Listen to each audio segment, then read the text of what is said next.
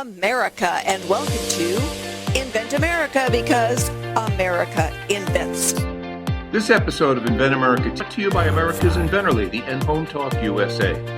Home Talk is a proud member of the King's Broadcasting Network and has been bringing to you the best of America's home-based product innovation since 1998.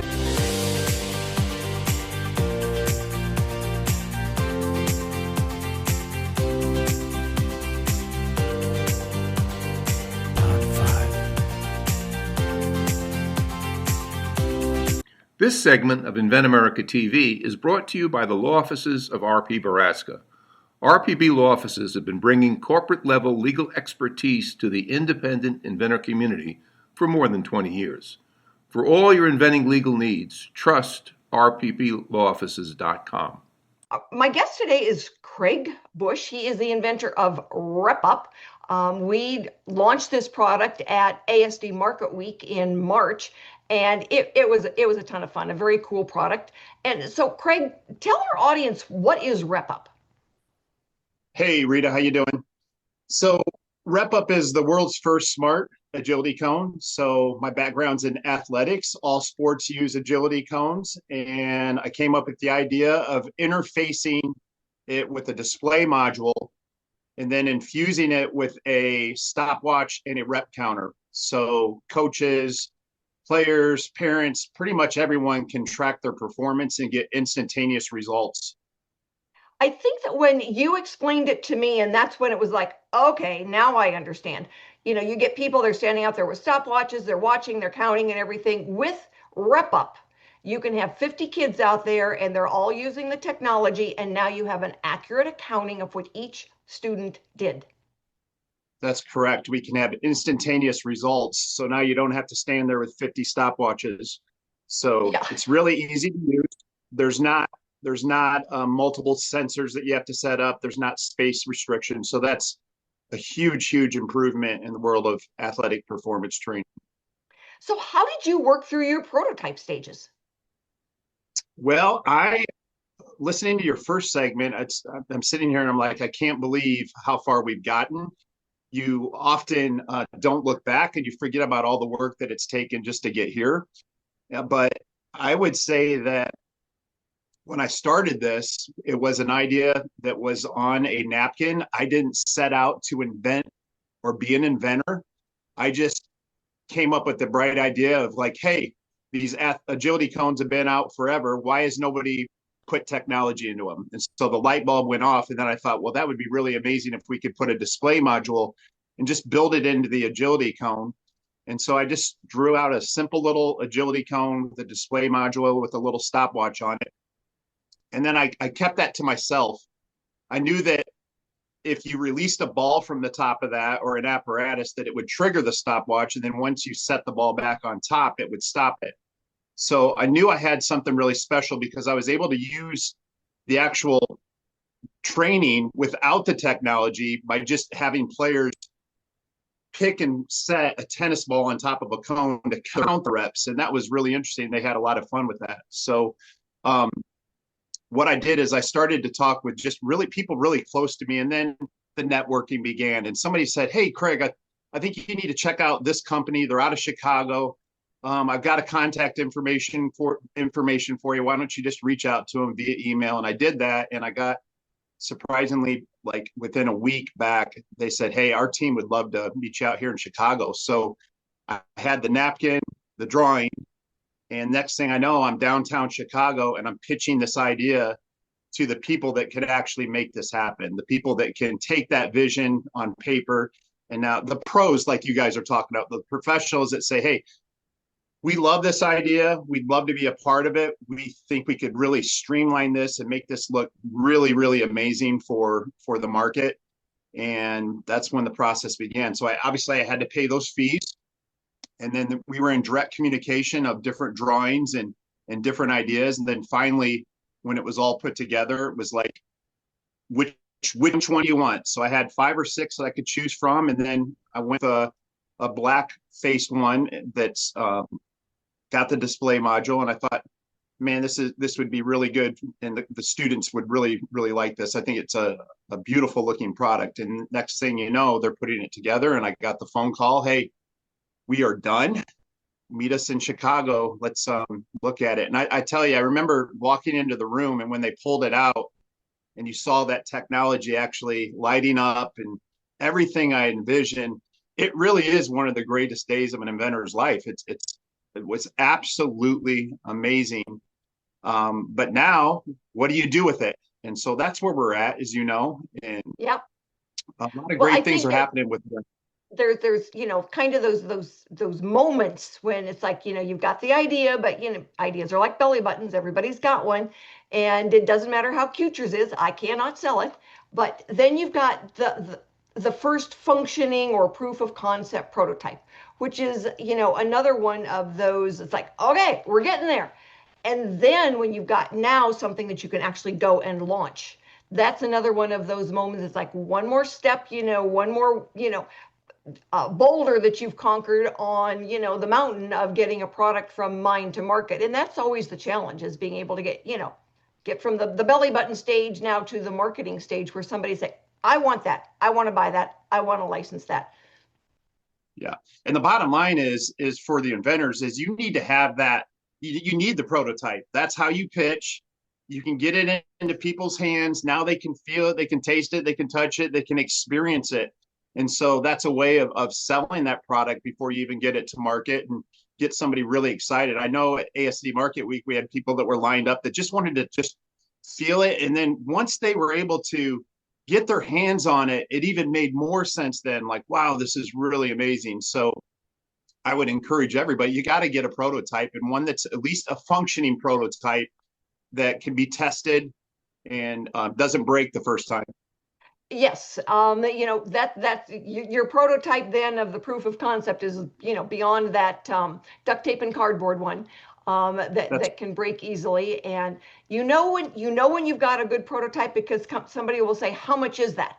And they don't know necessarily the difference between buying the prototype and a manufactured one. So, Craig, we wish you the best of luck. I am enjoying working with you, and we're going to get you licensed out there. Right now, we've got to go and pay some bills. So, everyone, stick with us. We will be right back with Jim Schuelke from California and the Rodent Stoppers. This segment of Invent America TV is brought to you by SearchQuest Patent Search. SearchQuest provides for a comprehensive patent search that searches the entire world and not just the U.S. Patent Office. Make sure that before you spend those big bucks having a patent written, you've done your due diligence by getting a comprehensive patent search. Use SearchQuestPatents.com for all your patent search needs. They scour the world for you. And thank you so much for being with us for this segment of Invent America. Why? Because America invents. We've been doing it for centuries, and we will continue to do it for a long time to come. Because you know what? We solve problems, and when we solve problems, we create something that everybody else can use. That's kind of the whole idea.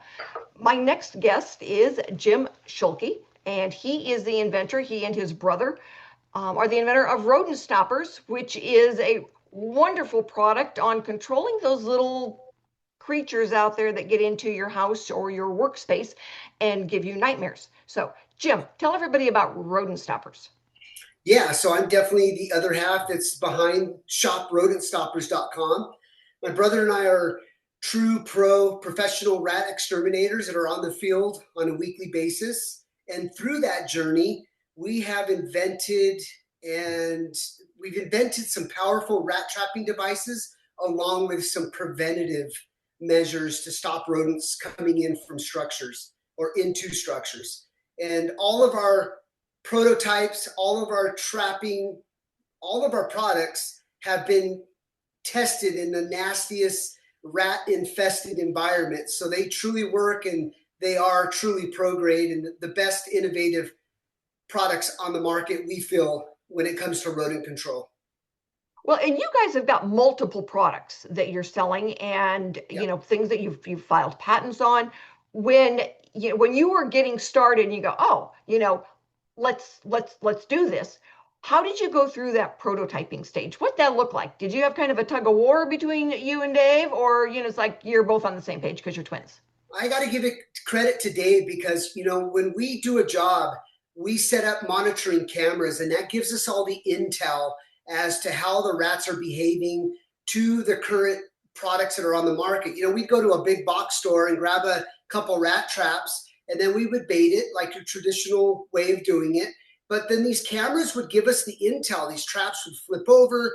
The rats were so brilliant in coming in and stealing the bait. So Dave, with the rat trap, he sort of created the first prototype with some plastic pipe and some wood, 2x4 wood, added a little bit of bait plate there. We baited it with our famous chunky peanut butter bait, and sure enough, it was working. In fact, it increased the trapping rate like 90%. And so from that prototype, we went to an engineer, and then that's when sort of the twin trap with the hoodie, the bait tugger, and the platform was created.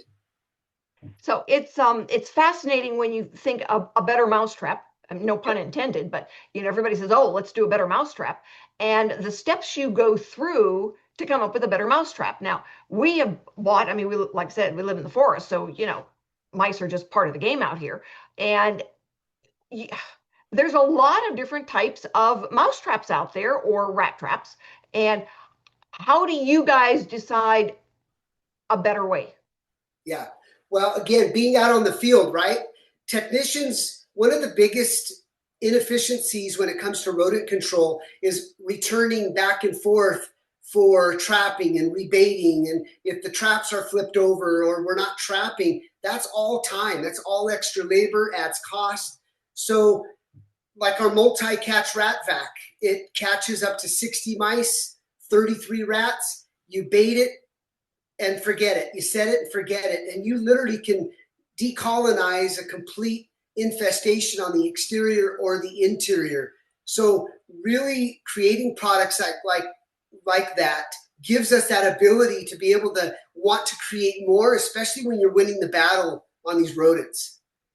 And that's when we moved out here, we were having some issues, and so we bought these traps, and the animal would actually sit on top of the trap, and it's like I felt like he was waving at me because he'd reach in, grab the bait, and then he was gone, and the trap was empty of the bait and the animal. And it's sometimes you need a rodent stopper. You need somebody who's done the research, that's watched it, to be able to say, no, this is better. Yeah, 100%. And we have, through our social media, that's how we market our products. So we've went through prototypes to the inventions to the patents. And then, like earlier, you guys were talking about going to market, right?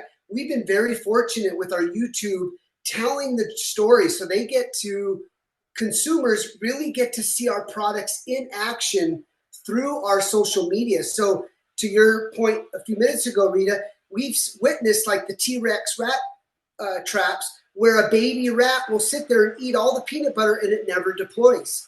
And that's frustrating for a consumer. Where our rat trap, we've solved that. So when they buy it, we feel confident that they're going to be able to go in and really do an effective eradication. So for our consumers, when they want to be able to solve the problem, all right, where can they go to find you guys? And then do they need a professional, or do you have the training tools, a DIY? Yeah. Our YouTube channel, which gets 20 million views a month, it's all about attic rat removal to mice, you name it.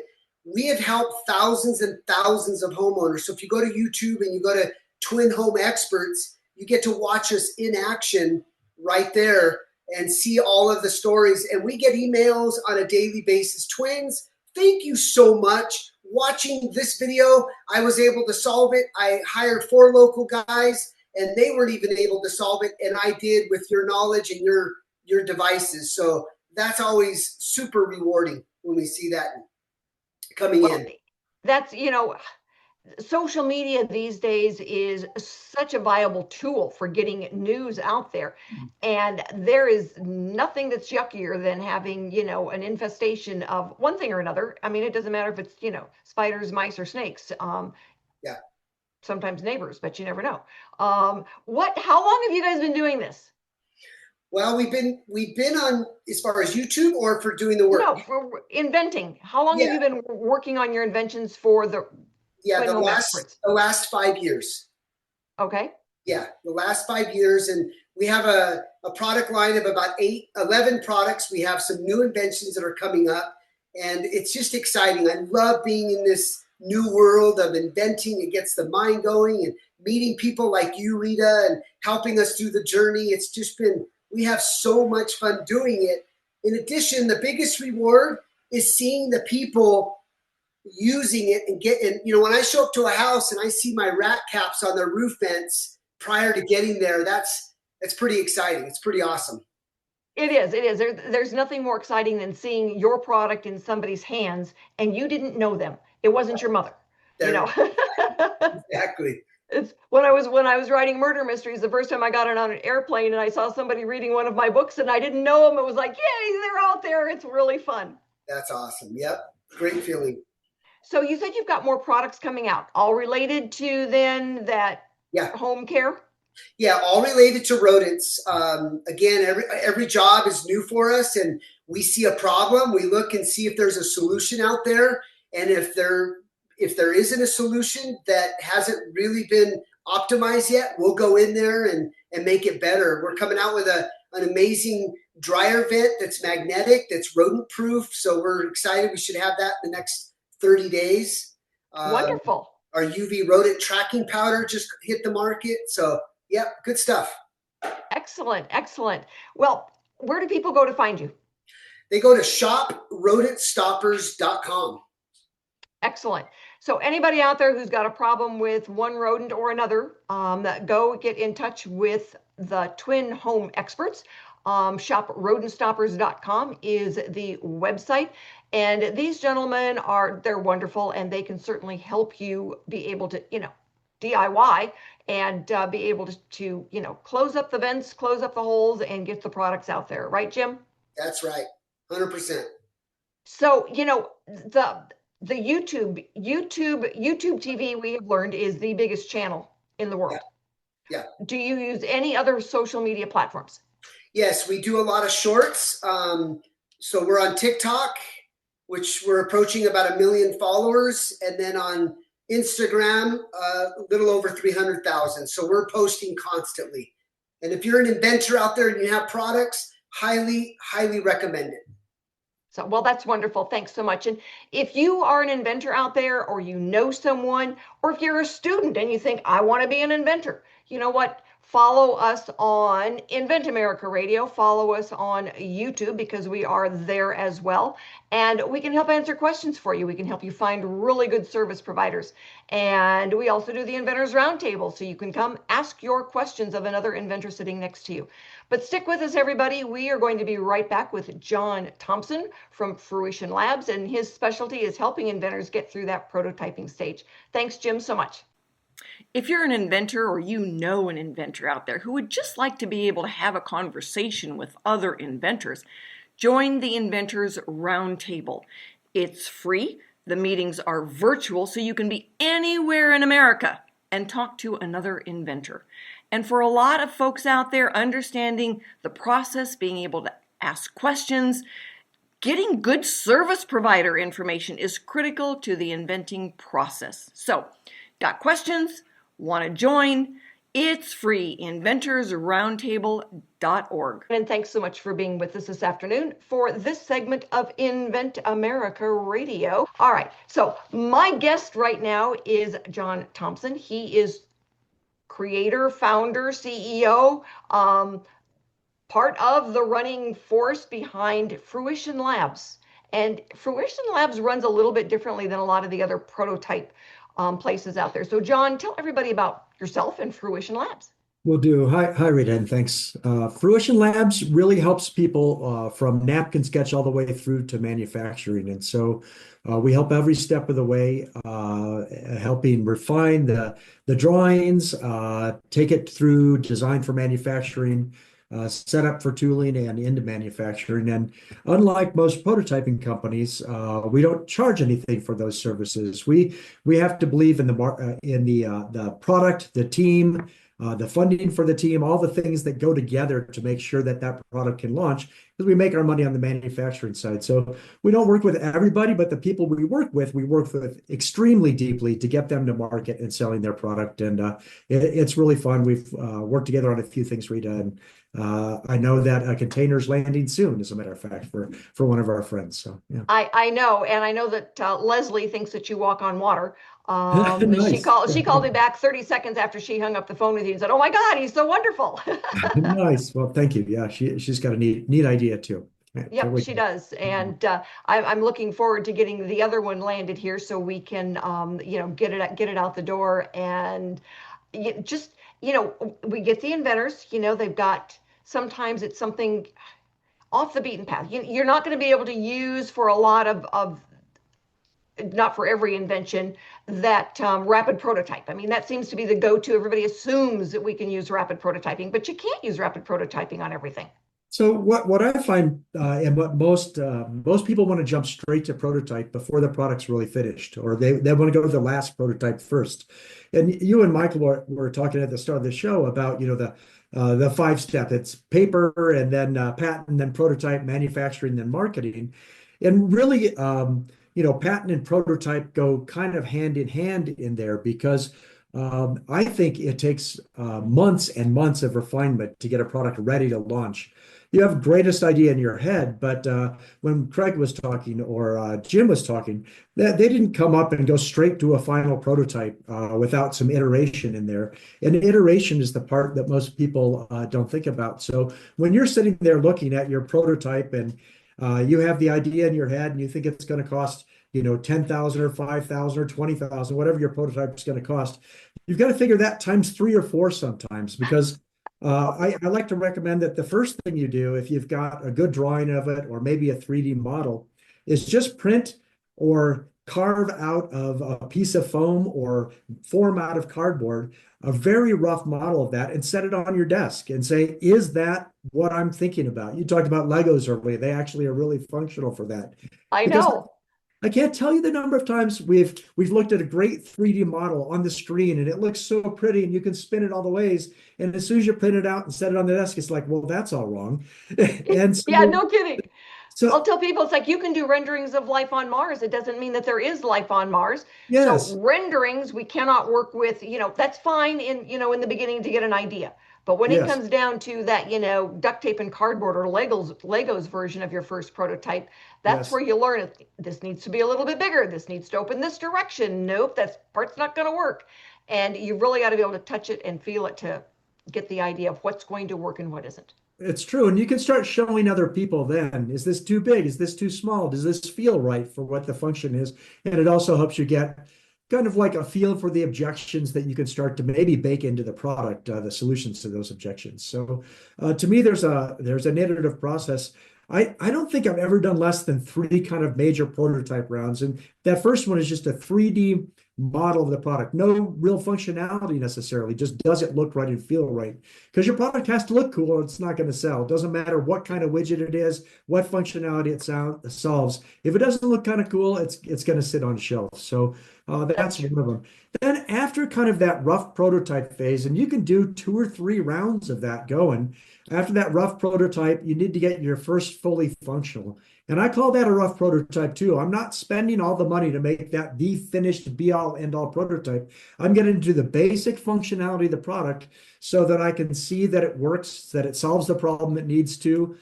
If it's got electronics into it, it has most of the electronic function in it. And then after you do all that, you can get to what I'm going to call an engineering prototype. The engineering prototype is the one you're going to work with the engineers on to make sure you can actually make this thing. Yes, yes. I'll talk about that after our next stop. So, well, and I'm sure that you have seen a lot of, really good ones, and some it's like, holy cow, we should not be doing this. And like you said, and I'm the same way. I don't take on the ones because I don't charge anything up front to help someone license it. So it's like, no, we are not going there. I wish you the best of luck. This is what you do next. Or it's like, okay, how fast can we get this one up and running and working because we want to get it out there? yes, yeah, absolutely. Yeah. Helping them get to market is probably the most exciting things. You talked about seeing your book in the wild. It's the same thing with products.